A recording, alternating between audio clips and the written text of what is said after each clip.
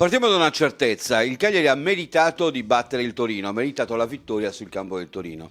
Un 3-2 che è stato condizionato sì per quanto riguarda il Granata dall'errore di Sirigu, ma nell'economia del gioco, nell'economia della partita, il Cagliari è stato più squadra di quanto è stata squadra l'11 di Giampaolo. Un Cagliari che nel primo tempo in particolare ha espresso il suo gioco, ha sorpreso anche positivamente con alcuni uomini che erano tutti da verificare, che sono tutti da verificare in questa stagione, perché giovani e perché si spera che possano essere costanti come abbiamo visto nella prima parte dell'incontro di oggi. Il riferimento chiaramente è a Zappa che ha giocato nella difesa a 4 nel settore di destra e a Sottile che ha giocato invece tra i trequartisti in zona laterale. Hanno fatto bene tutti e due, Zappa in particolare nel primo tempo con un giocatore come Nandez che è stato il vero leone del Cagliari. Nandez che è dappertutto, Nandez che è l'anima in mezzo al campo di questo Cagliari, che è capace di accendere qualsiasi giocatore sia nella sua zona. Ha acceso sia il Cagliari per andare in gol, ma ha anche difeso il Cagliari quando si è trattato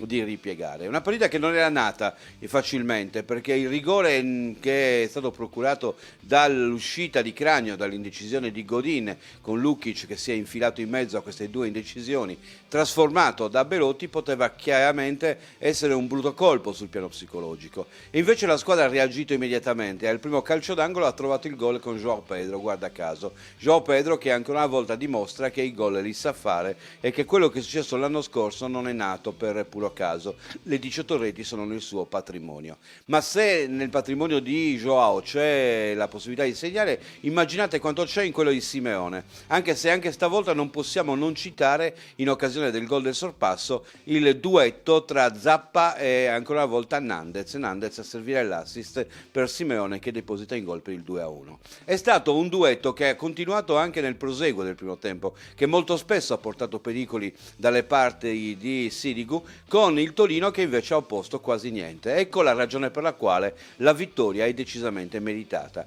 Meritata malgrado in avvio di ripresa ancora a dormire un pochino. Sulla sventagliata da destra il pallone è arrivato a Belotti, bravo Belotti a trovare il varco, ma anche troppo larga la marcatura di Zappa in quel frangente che ha permesso il tiro al giocatore del Torino. L'anima in questo caso del Torino, perché Belotti praticamente ha giocato contro il Cagliari schierato.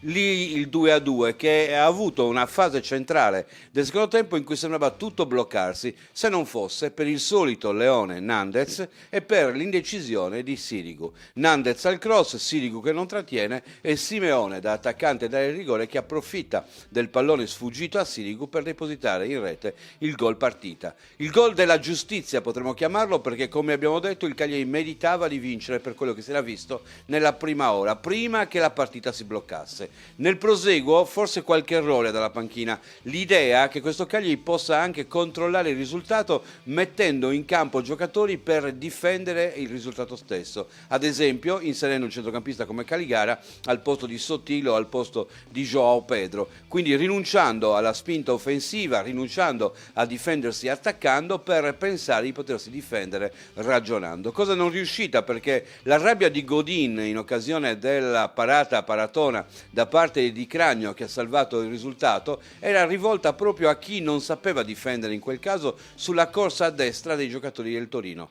Ecco, il Cagliari ha un'anima offensiva, quest'anima offensiva va assecondata e ha soprattutto giocatori in panchina che devono seguire la linea. Puoi anche sostituire un difensore con un difensore, un centrocampista con un centrocampista, ma bisogna sempre stare attenti a non far perdere l'anima giusta di questa squadra, che è un'anima combattiva, che guarda avanti e che vuole segnare, perché se segna un gol in più vince, perché altrimenti se vuole vincere con il golletto non può farlo, perché la difesa non è forte quanto è forte l'attacco, malgrado ci sia un super portiere. Quindi con questi 3 punti andiamo avanti, andiamo a quota 4, capiamo meglio chi siamo e cerchiamo di vincere ancora già domenica in casa alle 12:30 contro una diretta antagonista, almeno finché noi non usciamo dalla zona bassa della classifica o finché non varchiamo la quota 40. Intanto pensiamo a questo primo obiettivo che può essere colto solamente se capiamo chi siamo e se capiamo che cosa possiamo trarre dalla rosa costruita con il mercato che si è appena chiuso una settimana fa.